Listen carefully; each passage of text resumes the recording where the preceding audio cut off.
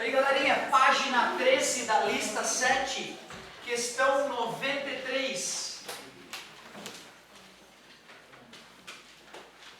A figura abaixo representa o mecanismo hidráulico ideal isolado.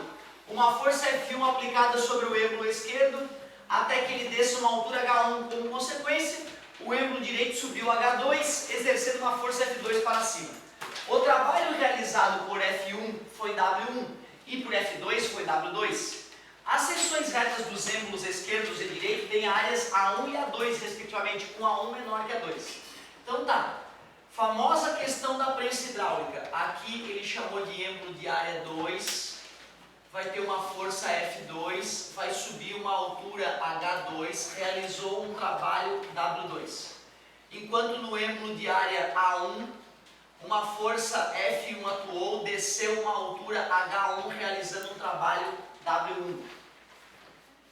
E ele pergunta, né, dá várias relações entre essas grandezas W, H e F. Pô, peraí, quando eu descer esse êmbolo aqui, esse êmbolo vai deslocar um certo volume de líquido, né? E esse volume de líquido vai ter que escoar lá para o outro lado, certo? Se eu desloco 10 litros aqui, lá vai ter que vir 10 litros. Então o volume deslocado no êmbolo 1 tem que ser igual ao volume deslocado no êmbolo 2. Isso aqui é um cilindro, né? Para calcular o volume do cilindro é a área da base. O volume de líquido que eu desloquei no êmbolo 1 foi a área da base vezes a altura. Isso tem que ser igual ao volume que foi deslocado para o cilindro 2. E o volume daquele cilindro 2, área da base vezes a altura. Ele falou que a área 2 é maior que a área 1, né? Por consequência, a altura 1 vai ter que ser maior que a altura 2. Então já sei que H1 tem que ser maior que H2. Ele quer saber a relação entre as forças. Nós sabemos que se os êmbolos estiverem numa mesma altura, embaixo deles tem que ter a mesma pressão, né? Pressão no êmbolo 1 tem que ser igual a pressão no êmbolo 2. E como pressão é força sobre área, força 1 sobre área 1 é igual força 2 sobre área 2.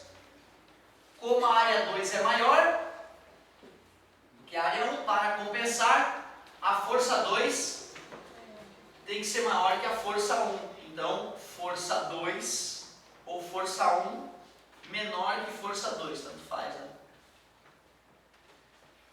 E como isso aí não pode gerar energia do além, né? A energia no êmbolo direito, W1, tem que ser igual à energia no êmbolo esquerdo, W2, até porque ele falou que era ideal, né? Mecanismo hidráulico ideal. Só de escutar isso eu já sei então que W1 é igual a W2, mas eu quero provar. Quero provar essa última passagem. W igual a W2, H1 maior que H2 e F1 menor que F2. Letra D. Vamos provar o W ali. W1,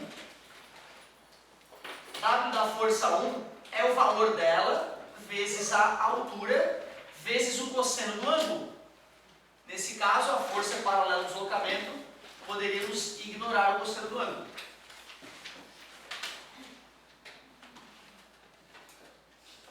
Quando eu for calcular o trabalho no êmbolo 2, é força 2 vezes H2.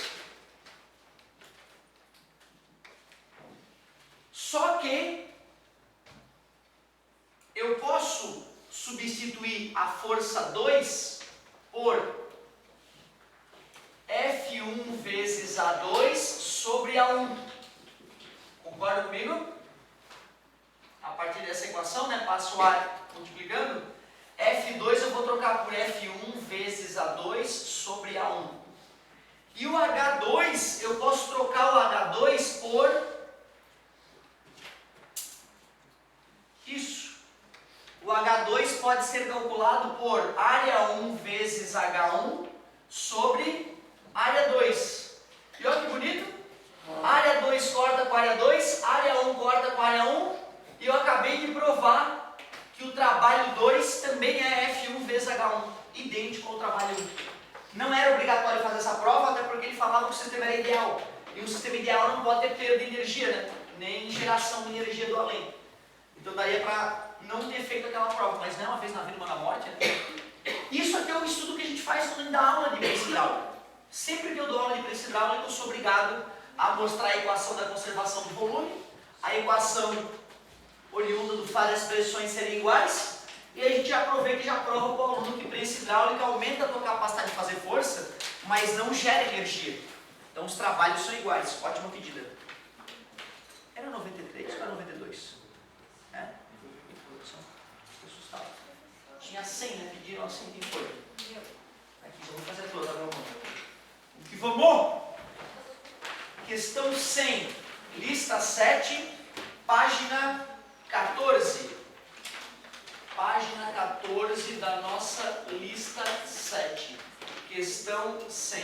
Falar o seguinte: um motor térmico recebe 1.200 calorias de uma fonte quente. Então tá, calor da fonte quente, 1.200 calorias. Mantida a 227 graus Celsius. Não. Celsius não. Kelvin.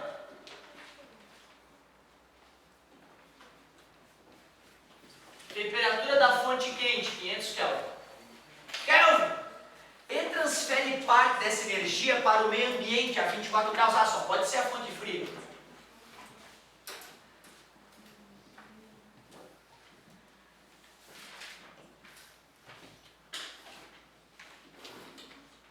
Qual é o trabalho máximo em calorias que se pode esperar desse motor?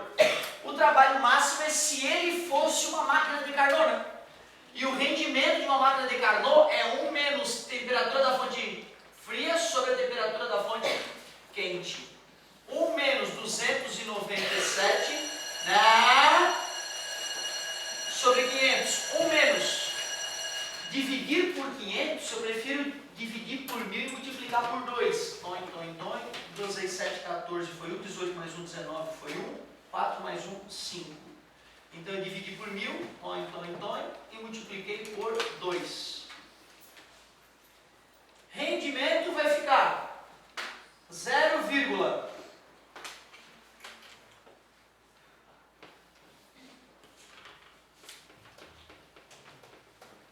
certo?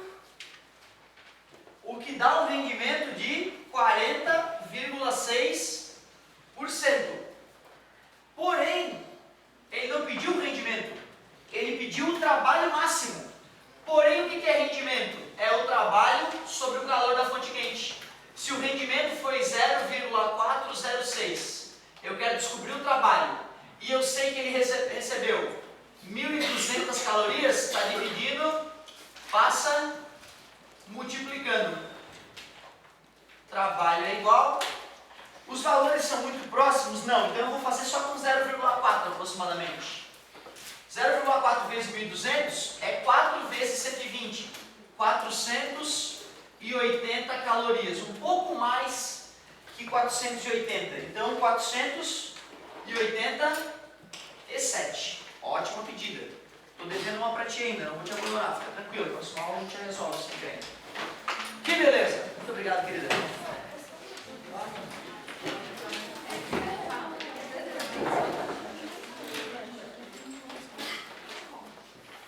Não, porque quando o Arquimedes falou em empuxo, ele falou que o empuxo era igual a massa do líquido desbocado. Então é o líquido.